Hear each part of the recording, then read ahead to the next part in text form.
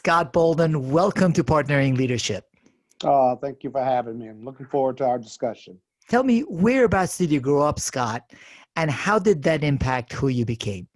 I grew up in Joliet the first 18 years before I went to Morehouse College and then later to Howard Law School.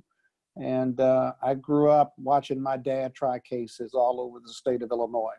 And it was not only a great influence on me, the first time I saw him try a case in Southern Illinois, where he and I were the only people of color in the courtroom in the late 60s, I knew that that's what I wanted to do, to try cases and to defend the defenseless, and to really follow in his footsteps. And so I developed a passion for it, watching him try cases and even watching him hear cases as a judge later. That's magnificent, Scott, and that shows why you ended up becoming so successful in the practice of law. What are a couple of parts of your journey that you found most significant in your growth as an attorney?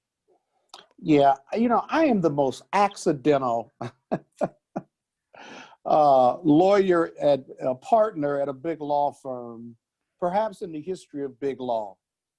I grew up watching my dad try cases, as I said, and my goal was to go to law school, go to New York to be a prosecutor, to learn how to try cases.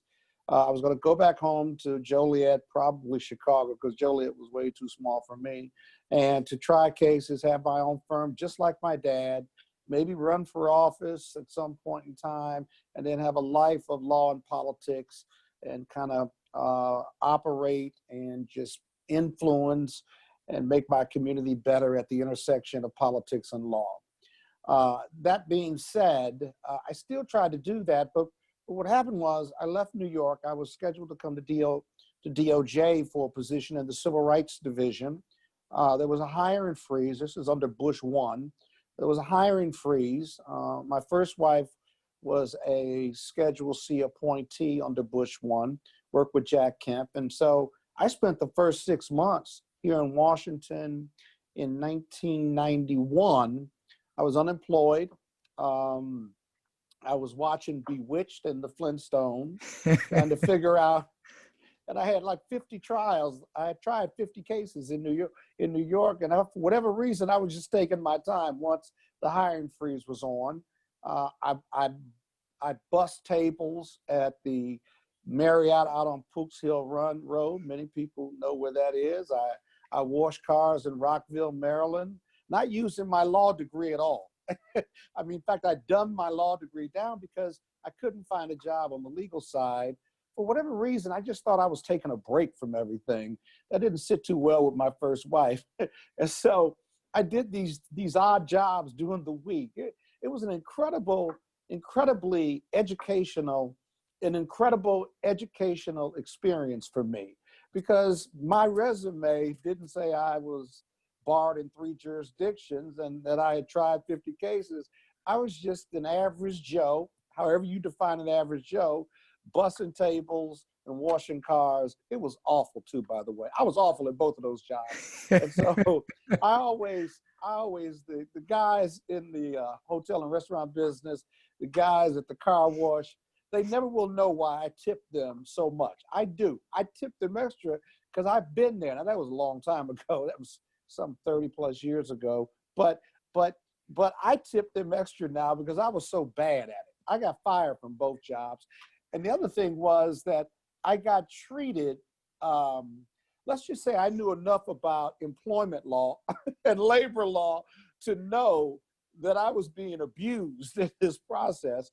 But like my colleagues, I felt I was powerless, because had I raised my voice and started talking about the law, either no one would have believed me, or I would have, the gig was up, but I had no legal job. So I kept quiet for my own reasons, but those are tough blue collar positions. And the men and women that do them just go through quite a bit, actually. I feel for them, but they'll never know, because I used to be there, you know? I would bring home $100 check or $200 if I had worked overtime. I mean, it was, and whatever tips I could get. it was just, it was a great motivator for me to go back and start practicing law again. You know, it sounds like you had a lot of memories. You have a lot of memories. You don't want to go back to those days, but a lot of lessons you learned besides the fact that you don't want to do those jobs ever again. What else did you learn from having to do those blue collar jobs before then you transitioned to practicing as an attorney again? Using my mind and my brain is far less onerous, sometimes more difficult, sometimes not, sometimes less difficult. But my true passion, whether I took a break from it or not, was trying cases, practicing law. The reason I called myself an accidental partner at a big law firm, and now managing partner, is because in a million years, my dad could not fathom me doing what I'm doing now, practicing law, very high billable hour rate, generating millions of dollars in legal fees, because when he came along, the opportunities for people of color, African-American lawyers simply wasn't there. I remember when my father, when I graduated from Howard Law School, I told my dad while we were walking off stage that I chose this profession to be just like him.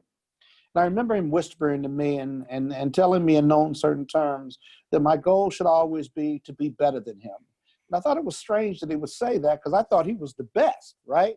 He said, "Oh, I'm the best, but you have the best opportunities ahead of you. Do not waste them." And like any father to any son, whatever race, creed, or color, I realized then that our parents want us to be better than them and that it's okay to want to be better than them, no matter how high or successful or how much money they make or don't make.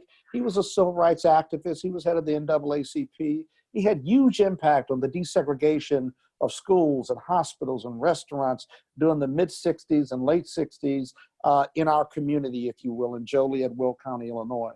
And so I keep that story handy because whenever I'm having a great day or not so great day in big law, I remember that he did not have those opportunities and that I owe him and my Howard Law professors and my Morehouse political science professors a debt of excellence, not just standing on their shoulder, but every day I need to think about excellence. I need to think about achieving.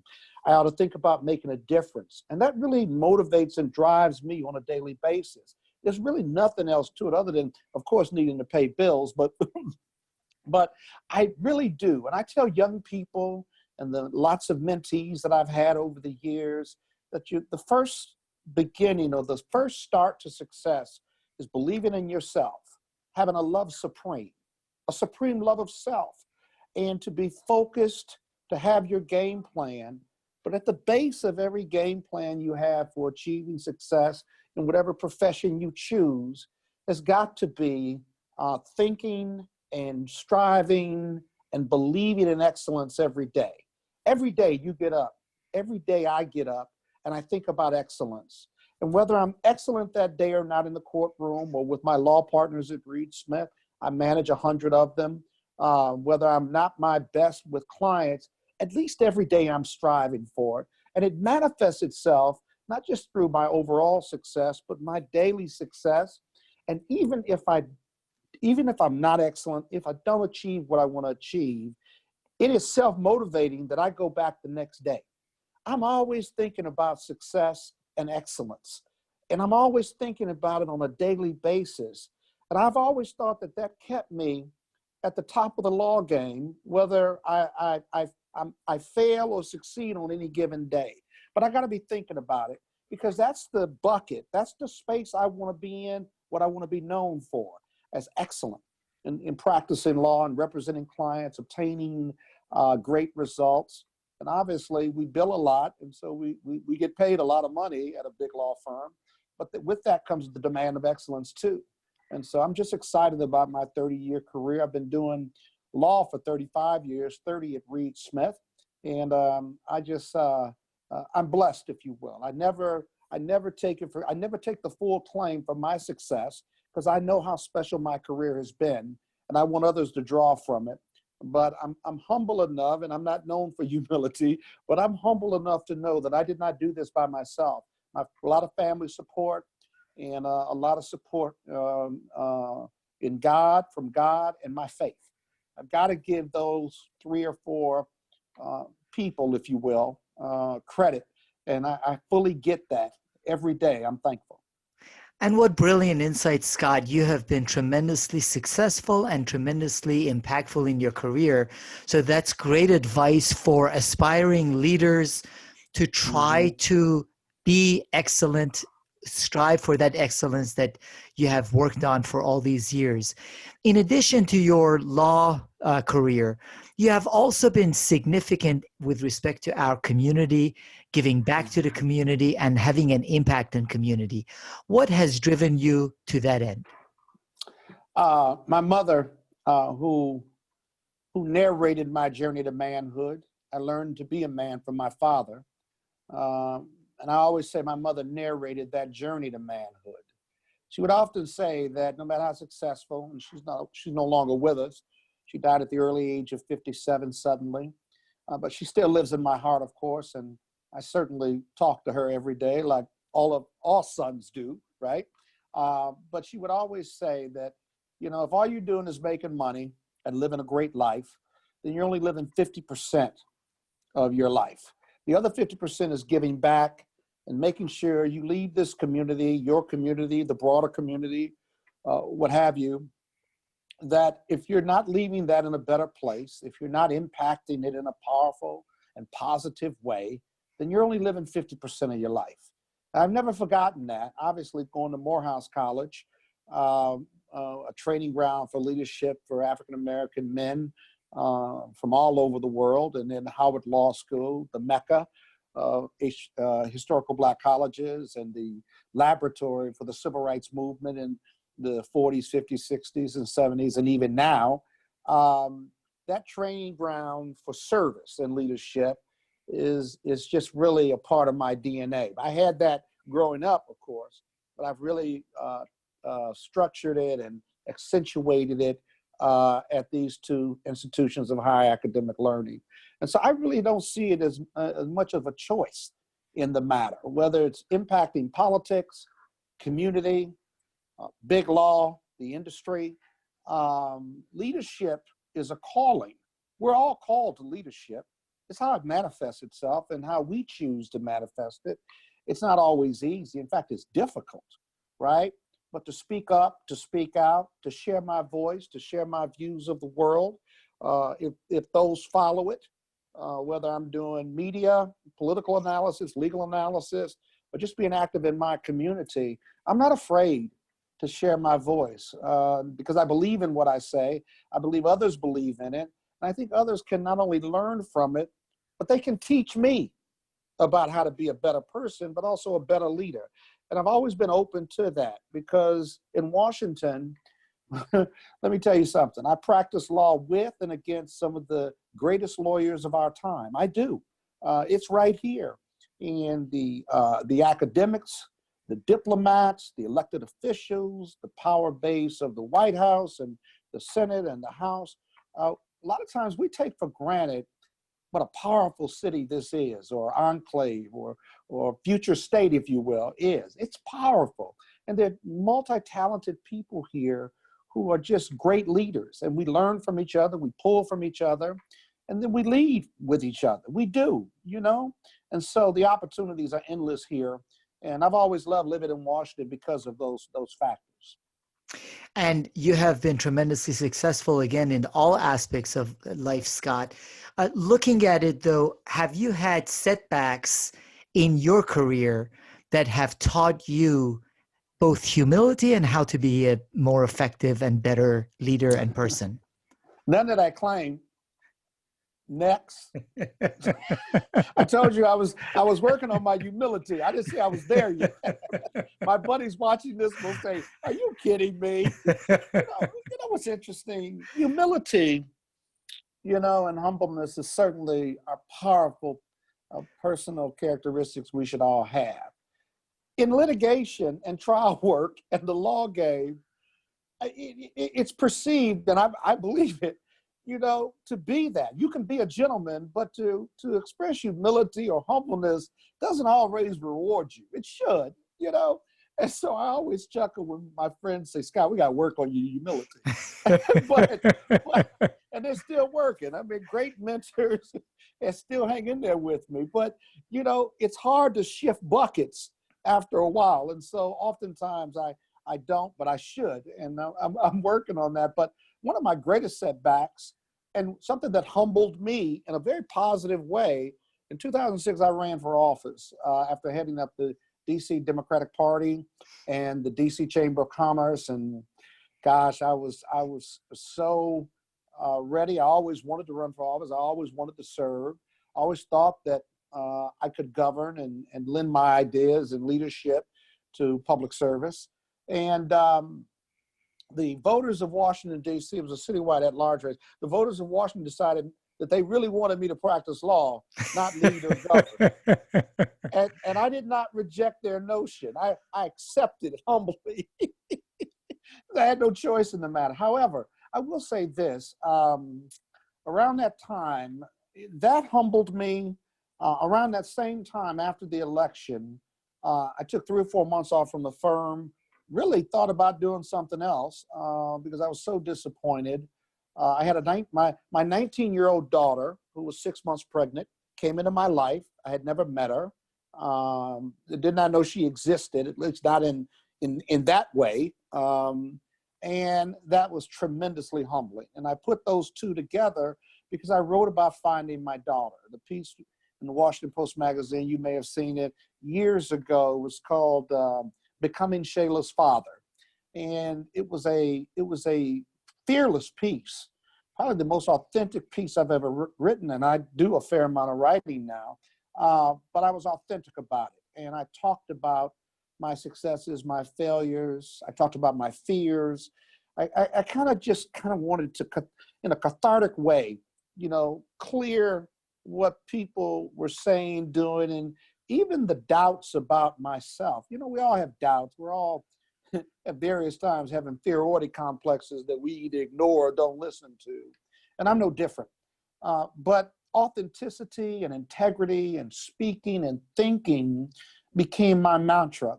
And it came from that election loss. It came from me finding my daughter and facing my failures as an absentee father, regardless of blame and fact and what have you. But it really made me a better man. It made me a better father to my other 2 daughters. And the 3 of them wound up in Atlanta at the same time. They grew up together, even though their older sister was about 10 years older plus. And I'm so proud of their relationship and their friendship. And my granddaughter is now a freshman at Stevenson College outside of Baltimore in Maryland.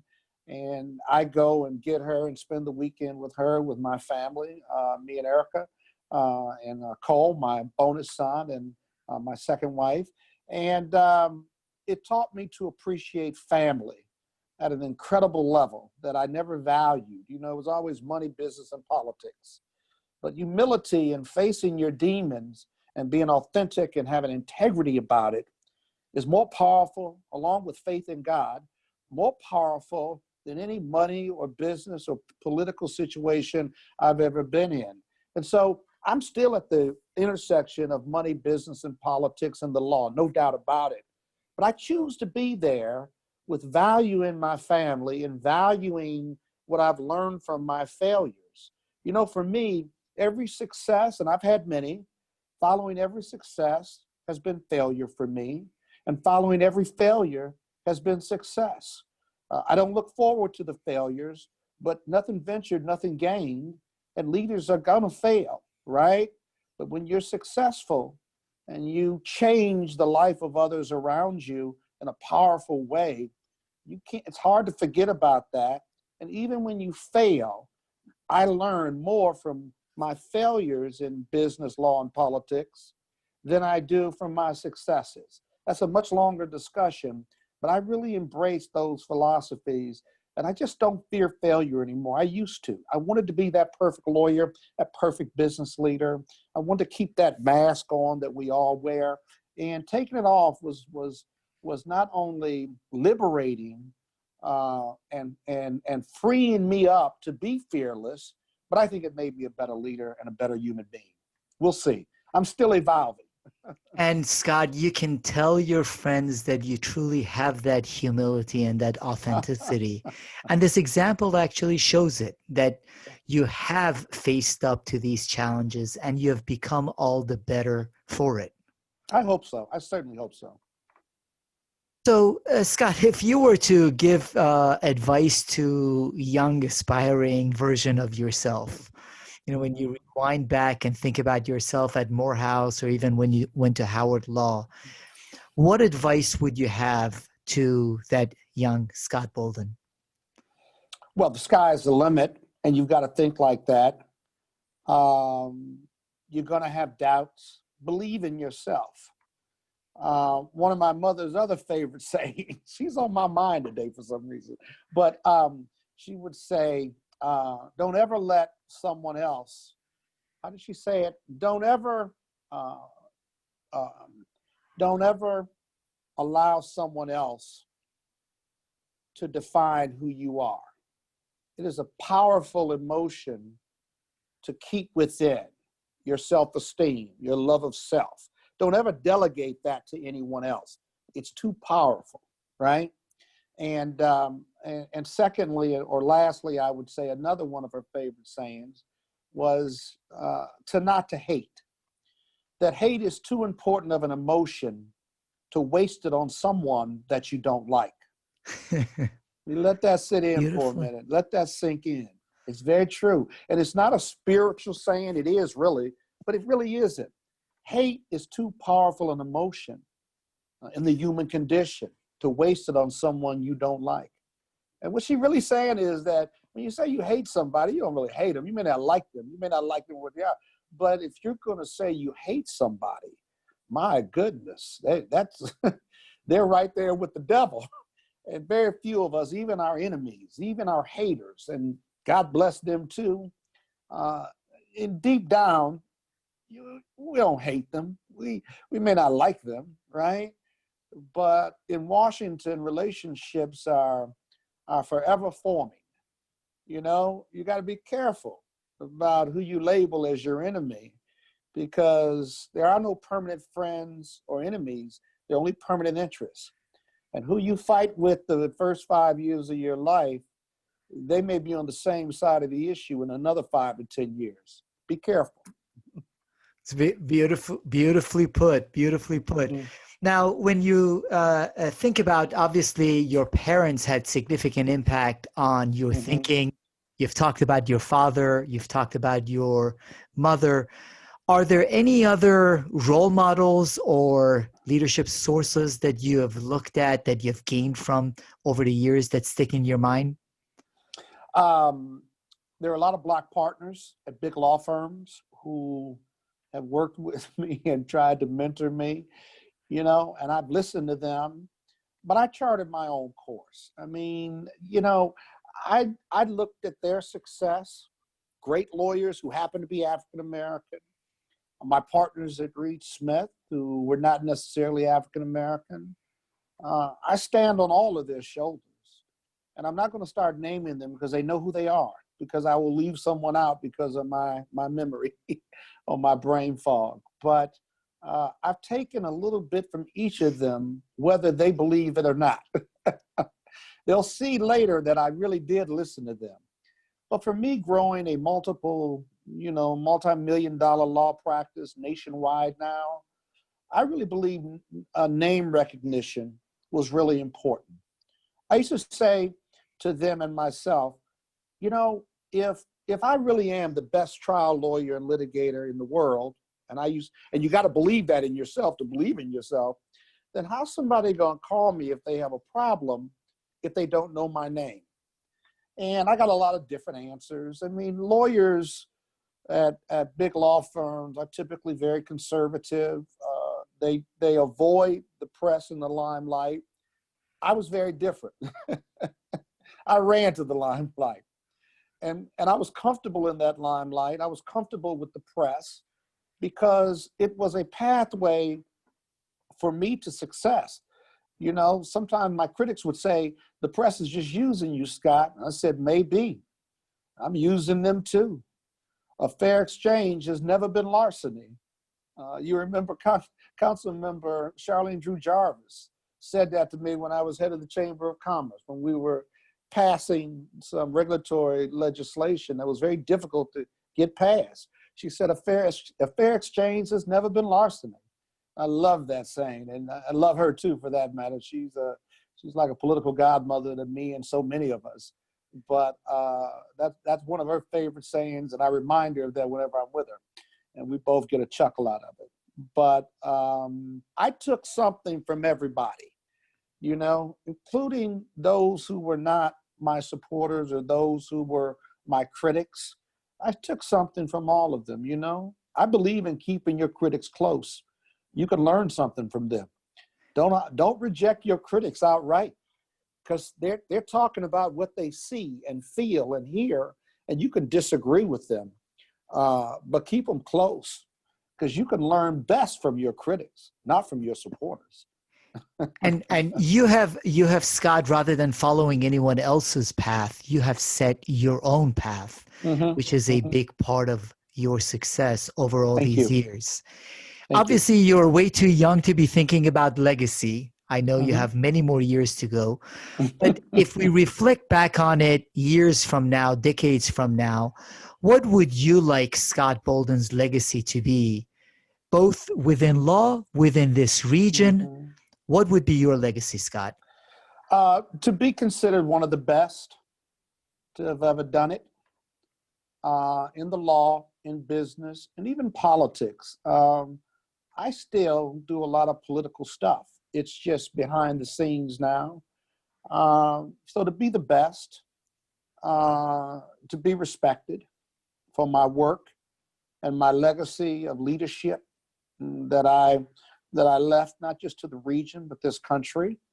And I'd also like to be remembered for leaving the region in a much better place, right? Whether it was passing regulatory legislation for what we used to call, what I termed the dirty dozen, which were the 12 most anti-competitive business regulations in the country. That was 20 plus years ago. We're still trying to get it right, but we passed a lot of good legislation for that. My political support for leaders in this region, whether it's volunteer or advice and counsel or, you know, financial contributions.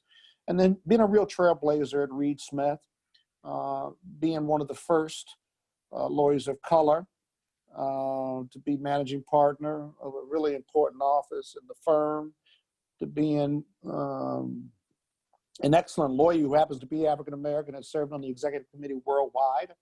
And with this higher level of consciousness that law firms and corporate America is finding in regard to Black Lives Matter and the George Floyd and creating racial equity action plans, I think it's timely. And my work may have been the precursor to that, right? But I'm going to continue to participate in it, because this is what so many of us have been fighting for so long. My work's not done. It's just getting started, and this is the good part, right? This is the good part. We're gonna lock arms with our white brothers and sisters now, and we can move forward together. I have no doubt about it. I welcome their consciousness. Don't get me wrong. I have no negative energy. I got nothing but positive energy, because now I got my white brothers and sisters moving forward with me. They're on the front line out here, demanding justice. They're in corporate America, demanding equality for us. And as my grandmother used to say, now we cooking. We can't let this moment pass. We cooking now. We cooking.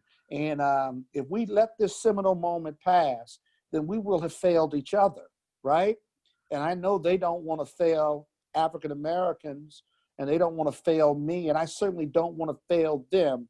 Now that we have the highest level of consciousness and the strength of all Americans behind us, we got to take full advantage of it, right? We got to take full advantage of it. And whatever your race, creed, or color is, we welcome you. We lock arms, because we're only going to change it and make America better together, right? So now we move forward. You got to love that, man. I love it. I love it. I think we can get it done. I'm excited about it, and I'm locking arms with as many business leaders as I can to say, let's get it done. Let's get it done. You have been a trailblazer, Scott, and in this last couple of sentences, I hear a challenge you're throwing down to everyone that this is the moment for us to lock arms and really change the environment, make a real difference. That's right. That's right. And the dialogue. We need a national dialogue on race relations. I talk about none of us born with the racism gene. So why do we have systemic underlying racism? It's because generations of kids are being taught this in their environment. God forbid at home, but unfortunately at home, because none of us are born with these racism genes. And other than the pigment of my skin and the pigment of your skin, that's really the only difference. And so locking arms and going forward, this national dialogue whereby we are free and tolerant and forgiveness, accountable, but we need to have this dialogue. We live in two worlds, one black, one white, and that's really our biggest problem. Even well-meaning people that don't look like you and me have grown up with this privilege and this sense of superiority, right? Now, that's okay, right? But but you're not giving up anything. If you don't look like me, you're not giving up anything to share and to empower me and to make that walk towards equality. You're not giving anything up, okay? I'm not angry as a person of color. I'm not going to go back 400 years and blame you, but I will blame you if you got a chance to fix it with me and we don't fix it, right? Now that's the message. Any other message, right? Any other message, I can't support because I can't do it without you, my brother. I can't do it without people that don't look like me. And together we have the power to change it. And that's what I'm going to be about. And that's what I am about. And moving forward, we've got to take advantage of this moment.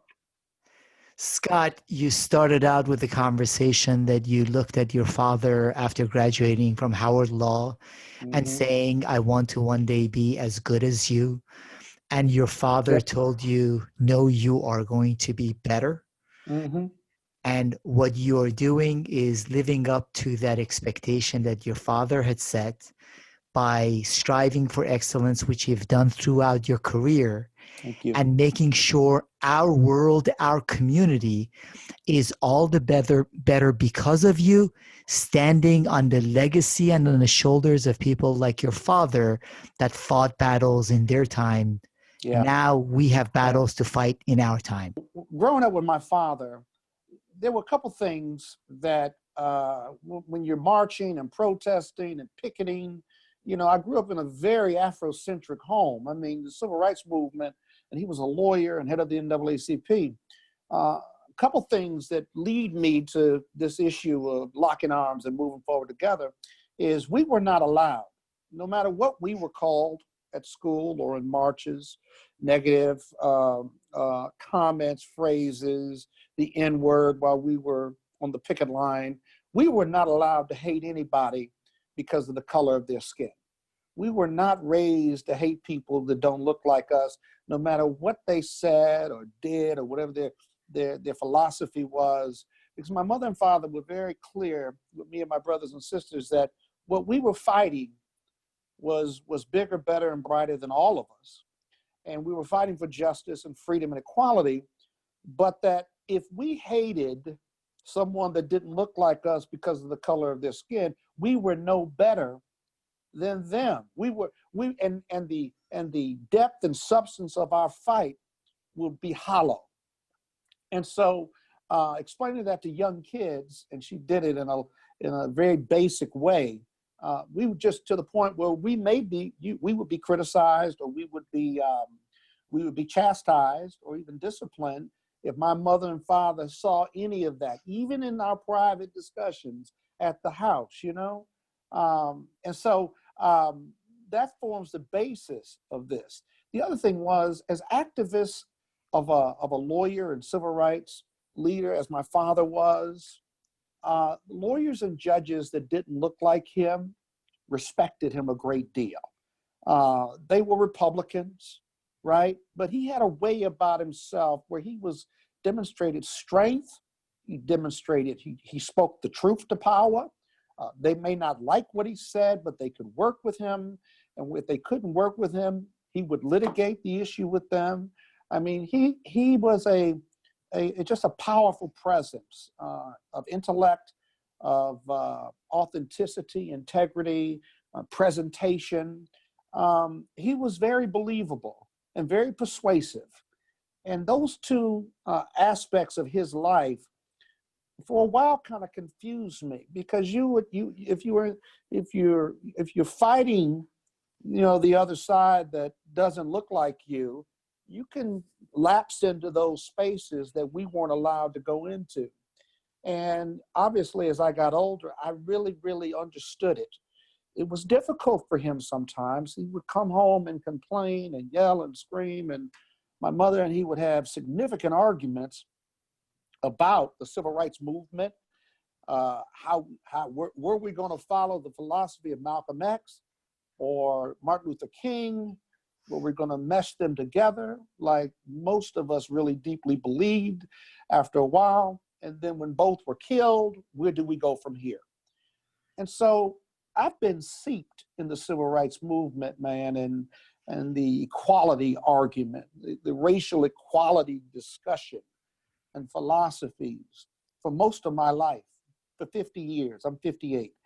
And so my thoughts on this have been baked in over those 50 years, starting with my mother and father. And God bless them, because I think it's made me a better lawyer, but a better human being. I work with my white counterparts, whether we're on the same side or not, in litigation, as well as I do with people that look like me. And it's a real blessing, because I learned that from my parents.